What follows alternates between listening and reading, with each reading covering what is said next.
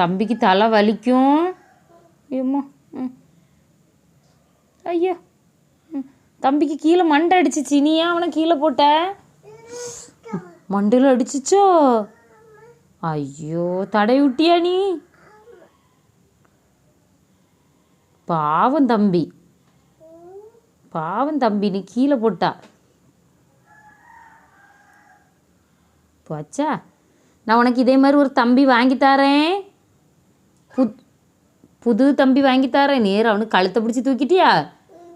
ஐயோ, செத்து போவான் தம்பி. தம்பி செத்து போவான்.